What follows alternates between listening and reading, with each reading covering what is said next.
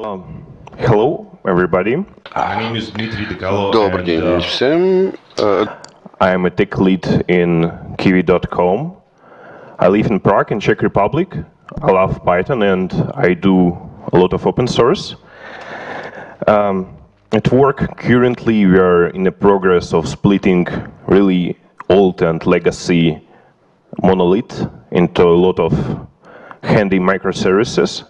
This kind of activity usually goes together with a lot of refactoring, fixing some old problems, and occasionally copy-pasting some old problems as well. So if you're starting with a new project, why not to do things right just from the beginning? I will tell you some important aspects and goals of testing process, what we had before, what problems have we faced, what are the alternatives for solving these problems, what are the next steps, and what is the current state of our progress here. So, what is important in testing? First one is isolation. So, your test should not affect other tests in any case. Also, they should be independent, and you need an ability to run any subset of your tests in any time. Also, you need to be able to reproduce the errors you have.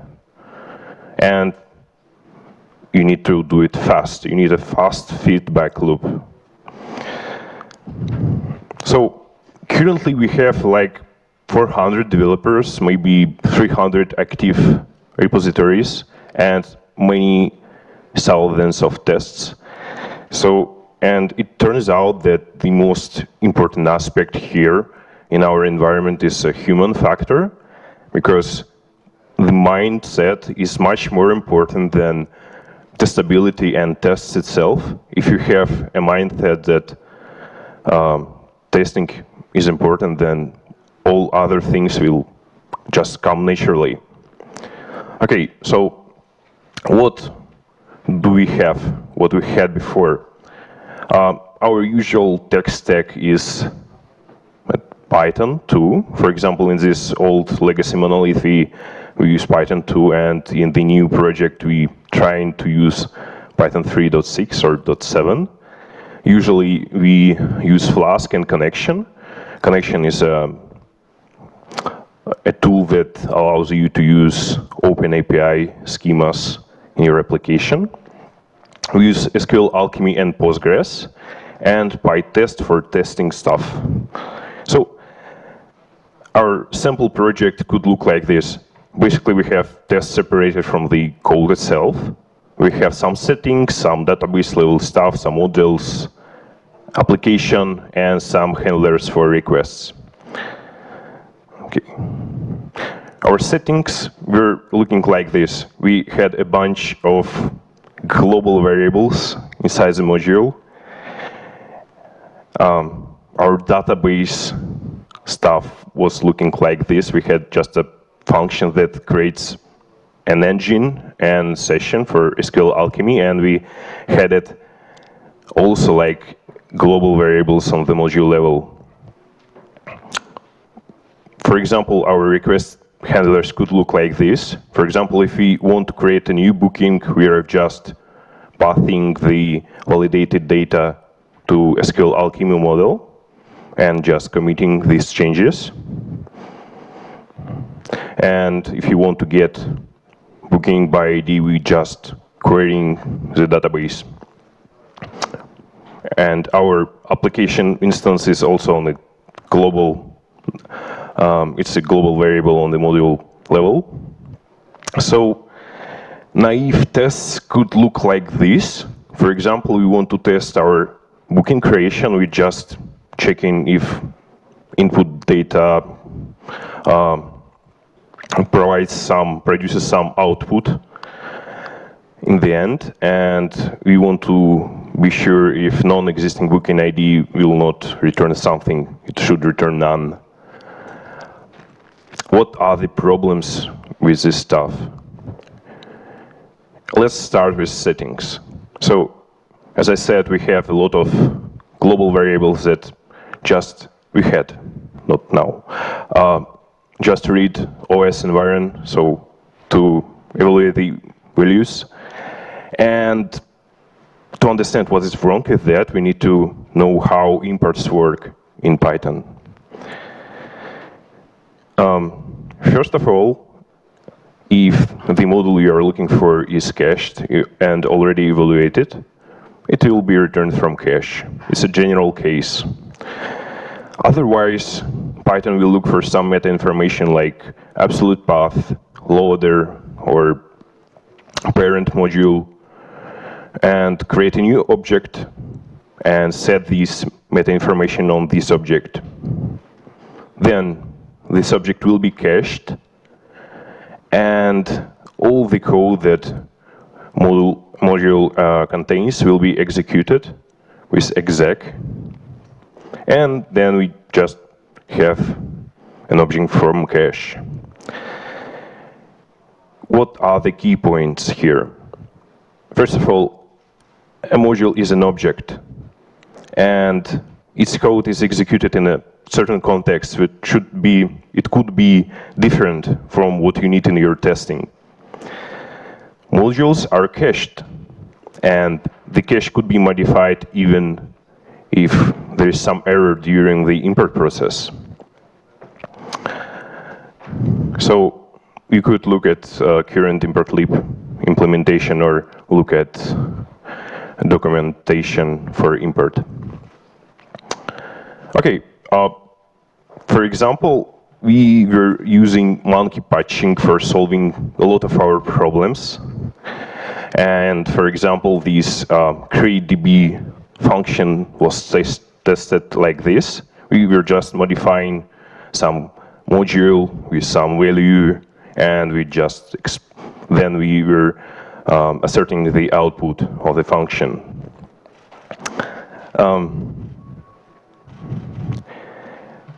It's always better to have these parameters passed explicitly, so we could just pass SSL insert path explicitly in the test and assert the output in the same way.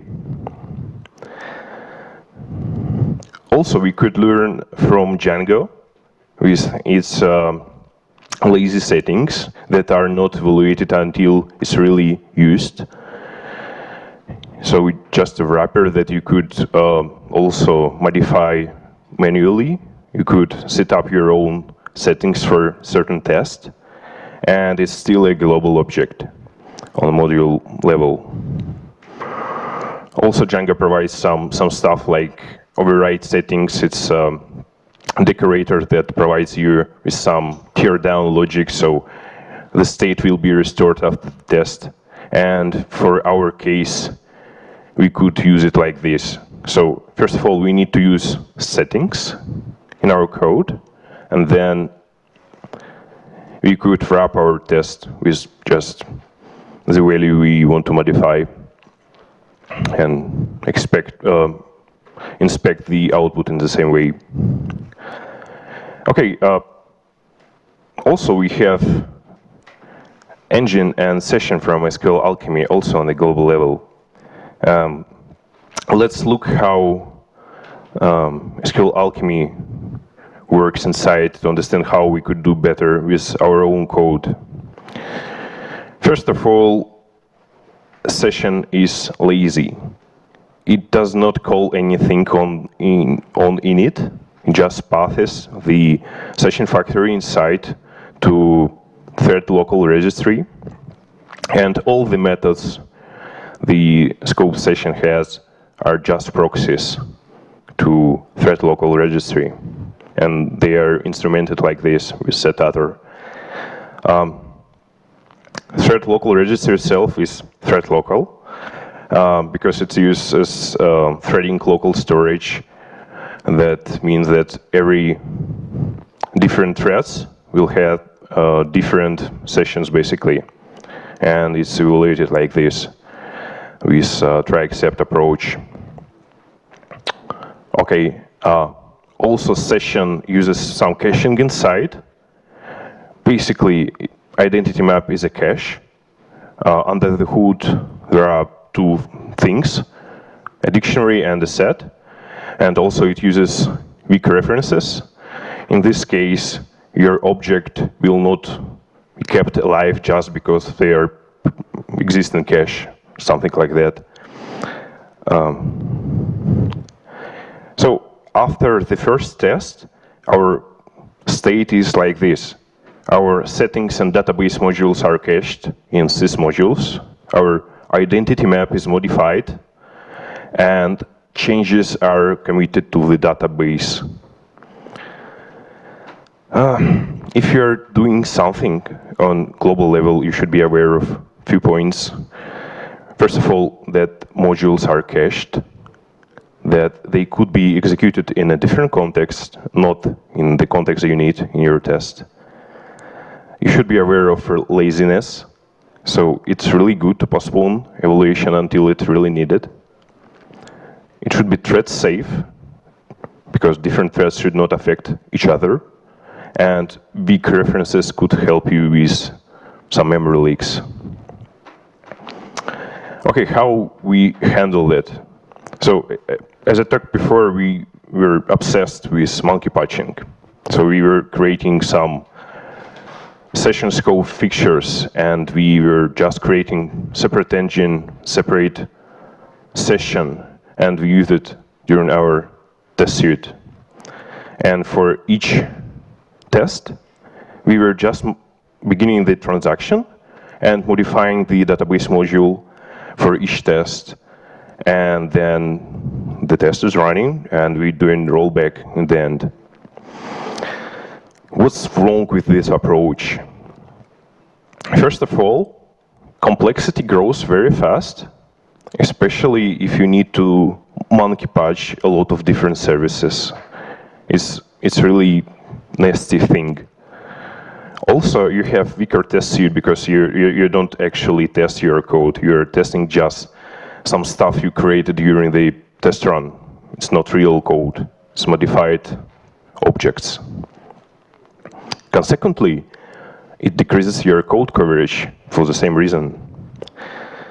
And your test suite becomes more fragile because if you will forget to monkey patch your session, you will use real one, and the state will be hardly predictable in the end. Also, if you have a lot of monkey patches, it could affect your test running speed. Okay, actually, we were fixing some symptoms with monkey patching, but actually we didn't fix the problem itself, but there are some better alternatives.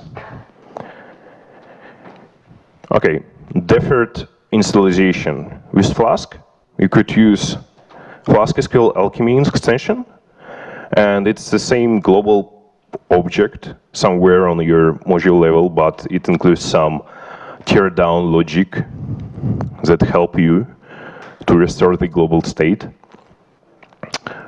So we created a separate fixture for application, and our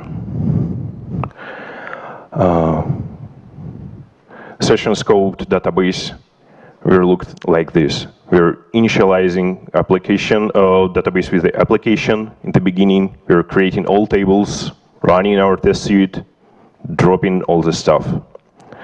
And for each test case, we were just wrapping everything in a transaction and making a rollback in the end of the test.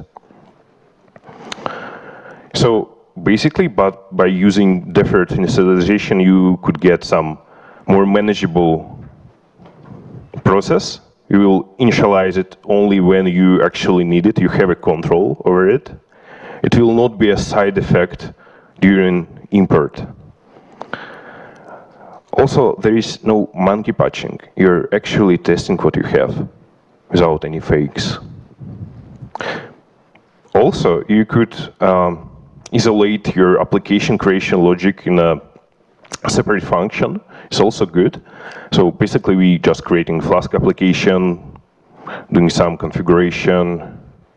We are initializing the database, and just use the stuff in our test suite. So simple as that. So by having this, we don't have an application instance on the module level as well. We are creating it only when the test session starts. So there is no side effect on import. We have more flexibility. We could apply, for example, PyTest parameterize mark with different settings if you need to test your application in different contexts.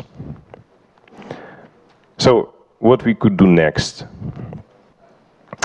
For example, if you have some models, you could use PyTest to create some factories to provide your tests with some instances that you would like to test. So you could create a simple feature like that with some defaults for your model and some inner function that will just merge defaults with your arguments and return the user instance. And in your test, it could look like this. You just call it and do some assertions. Or you could use something like factory boy to provide your tests with testing data. Here, it seems like Django style thing. You're providing the factories model and session, and you define some attributes of your model.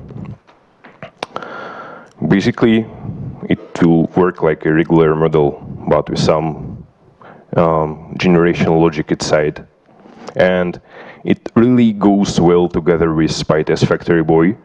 You need just to register your factory, and automatically you will have two fixtures.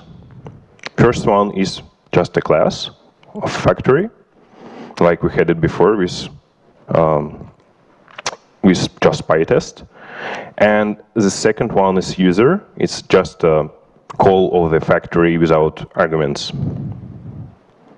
So check out PyTest Factory Boy. It has a lot of cool features. Another approach that we are using now is dependency injection. Basically, it means that you need to inject some dependency in your function. Like here we have session. It's explicitly passed to create booking function. And for example, in Python Redis client, they use this approach with customizable connection pool. So you could pass whatever you need just on init. And in tests, they use it like this. They have dummy connection.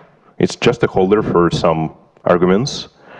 And in tests, they create a pool with this dummy connection class. And it does not connect to Redis or whatever else. And you could just inspect the output.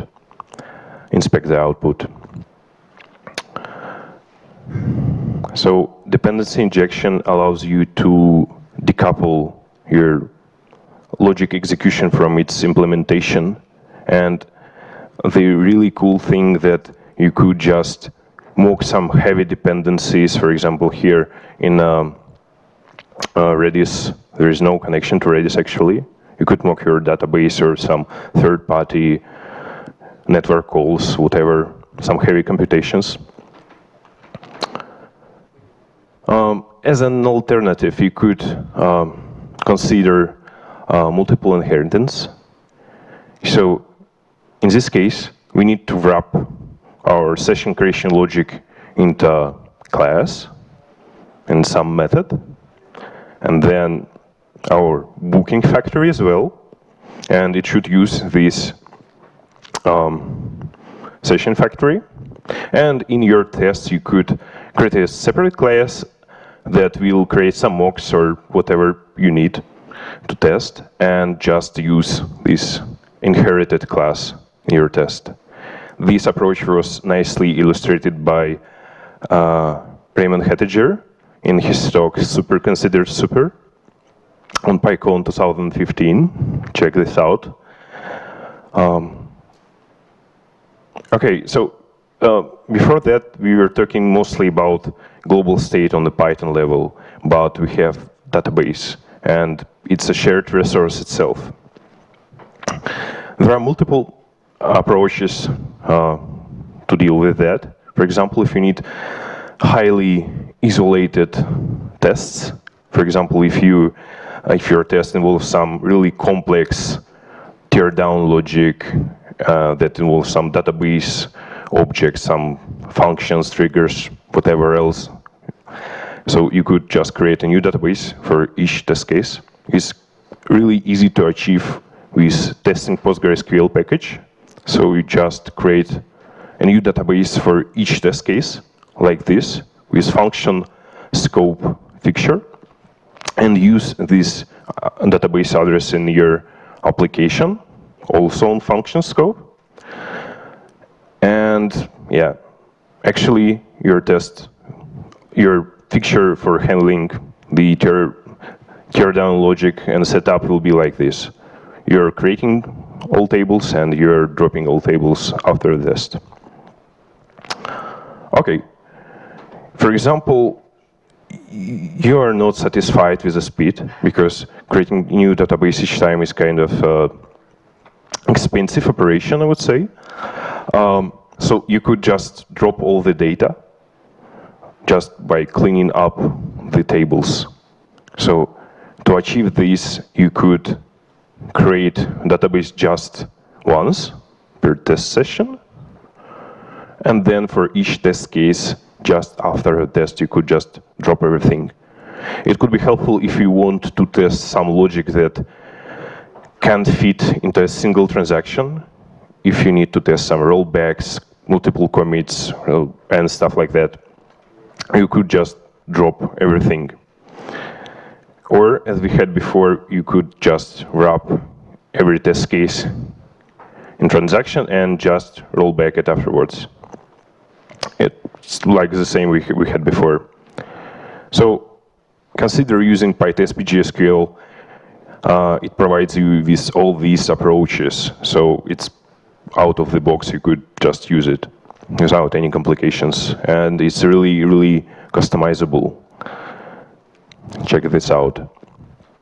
Now we could improve our test suite speed, for example, by putting the database into memory and just turning off all the stuff we don't need from the database, all logs, everything. For example, this monolith that we had, the test suite was like for 30 minutes each time. And just by applying this stuff, we reduce the time to 10 minutes. Also, you could split your test suite in multiple pieces and just run them in parallel on different, CI jobs or different processes. So far we have much simpler code base. We just dropped all the stuff we don't need, all the smoking things. We discovered by checking our code coverage that some parts of our code base are just not reachable. It's our legacy, and we just dropped this stuff. In general, we have much faster tests. In new services, it's like the maximum is 30 seconds. And usually when I work on some scope, on some feature, it's about 10 or 5 seconds with, together with building a new database and all this stuff. And usually we have much faster code reviews because a lot of stupid errors are just obvious if you run tests. Okay. That's all I got. Thank you, guys. Thanks, Dmitry. First question is about the handling of exceptions in your test suits. You just shown the example when you create the database, run the tests, and then roll back the database to the previous state. What about the exception handling if unhandled exception is raised during the tests? And then database will not roll back, right? How do you handle this case? Another question is, what is the advantage of your approach, our standard Django test framework? Why? What features are unavailable there? What are advantages? Okay, I will start with the last one. The first plus is less boilerplate. I like Django's test tools. They provide you with a lot of things like assert, regex, assert, template, and all this stuff. And unfortunately, in PyTest, there is no like seamless integration. But actually, we tried to do that a couple of years ago, but the merge request is still like on review. It's not done. But I hope that once it will be finished, we'll have all this assertion like built in PyTest namespace. We'll see. I didn't touch this for quite a long time already. Why to repeat the bicycle? What do you mean? Why to create the bicycle if there is already the ready-to-use framework or any other third-party frameworks? Why to do the same job? I wouldn't say that it's kind of the same, because PyTest has features like fixtures and contexts, parameterization with really less boilerplate. I would say that the most important part is you just type less. The whole point. But it's the advantage of Django test framework because you don't need to write any boilerplate code. You can just focus on the writing of tests, and that's it. Okay, we could compare, for example, PyTest usual test case. It could be function-based. So for Django, you have to use classes approach. In PyTest, you could use whatever you want, but you are not limited with that. PyTest could run Django's tests as well. It's a test runner. It has a lot of different plugins, so it's kind of a big, I would say, infrastructure around it already. So there are a lot of different nice plugins that are kind of cool. I'm not sure about like that it exists solely in Django and PyTest doesn't have it. I'm not sure, but from my experience, PyTest provide you with really cool features. For example, you could do some benchmarks with just applying a plugin or something like that. So I'm not saying that Django test framework is bad or you shouldn't use it. You could apply both practices basically. And in some cases you have to think that what should work for me better, or at least you have an ability to choose something. Well, maybe one possible reason that I could notice is when ready-to-use test framework is not available, like the Django test framework on, for example, Flask on Pyramid and so on. Well, but all right. Just I think that the better choice is to extend the existing test framework, which is supported by the special teams. Okay, PyTest is also supported by separate team. But it has pretty poor functionality in comparison with Django test framework. But it's more generic, I would say, and you're not limited to it. You could just use both. It's not like you have limited functionality in PyTest and you're like locked inside. You could use both. So I would say that Symbiosis is kind of a better choice here for your exact purposes. For example, I have a library that I'm maintaining, Django Money. I'm not sure if you know that, but we use PyTest like for 3 years, maybe 4 years, and our test suite is kind of small, I would say. We're trying to think about if we could just rewrite it in regular Django stuff, but PyTest provides a lot of things, at least in the moment when we started to use it, we missed something from Django and we used something from PyTest. Currently, I'm not sure. Yeah, but I'm sorry to interrupt. You can continue this discussion after and the the Q&A second session. question. The first one, okay. What was the question? What about exception handling in your test? PyTest. It's handled by PyTest. All right. Thank you. Dmitry, thank you for your talk. I have some questions, a little less. Okay, first my question is about your factory. When you create and commit. It looks like anti-pattern because we always commit after create one object. Is first. Second, why you always return engine? Just not replace. It's useless. I agree totally. It was a state that we have before. Okay. We had before. And sorry. Please. And the last question about why I don't think what all your test suites need all recreate all tables, all databases. Absolutely. Just simple maybe use nested transactions and going on. Okay. It depends. Nested transactions, you mean like save point and rollback? Yep. Okay, it's handled by Sql Alchemy inside. It depends on the, okay, you have a factory and you have like two methods for like persistence. You have commit and flush. Yep. And if you use flush, it will be automatically changed to nested transaction. Nested transaction leaks if you do two commits in line. Yeah, that's correct.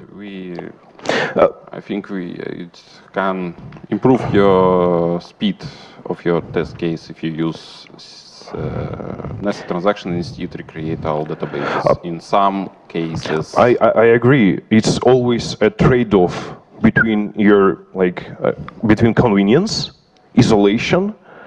So you need to choose what would work for you. Yep. So Thank you. actually, I totally agree.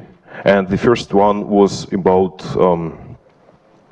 session, right? Or Yep. You commit after. Yeah, it was like old state. It was like. Okay, thank you. Hello. You talk a lot about the unit testing and isolated testing. Could you? Yep. Is it okay? Oh, you told a lot about unit testing and mocking the environment with the fixtures. Like you can mock the input and you can mock the dependencies to test a separate class. But what happens if you have to check a pipeline calls so that modified output will go next as input to another function, and in that case you have to mock all the chain after that. So any modification will make a dependencies for the whole chain. It's a lot of work. How do you solve it? Currently, we are trying to make our stuff more isolated. I would say we have like in some projects we have 20, 30 different mocks for tests. And it's awful. I totally agree with you. And it's a matter of architecture. So I think that we could improve it in some way that it will not be required. So it's kind of bad practice. I would say if a single change will just affect all of your code, it's our really big pain, and we are trying to solve it just by simple steps. We are improving our code in the way that it's more testable and just smaller and more isolated. So, yeah. Thank you. And the second one, do you use Tox to run it, or do you run it manually? Okay, we use Tox for libraries. Some libraries support Python too. For example, we use the same library for new project and the old one, this monolithic app, and we do use Tox for it. And for applications, we usually just run PyTest in Docker. Yep. Thank you. More questions? So, T-shirt. Wow. Which question did you like the most? The last one, I would say. Yep. Okay. Okay, the last one. Last one. Thank you. Yeah, and So- also IT coffee. This is the same, like right? Second best question. Okay, the first one, because yeah, sometimes it feels like let's do that. Thanks. So, and the T-shirt. Yeah. Спасибо большое. Are we done? Yeah, seems so. Thank you.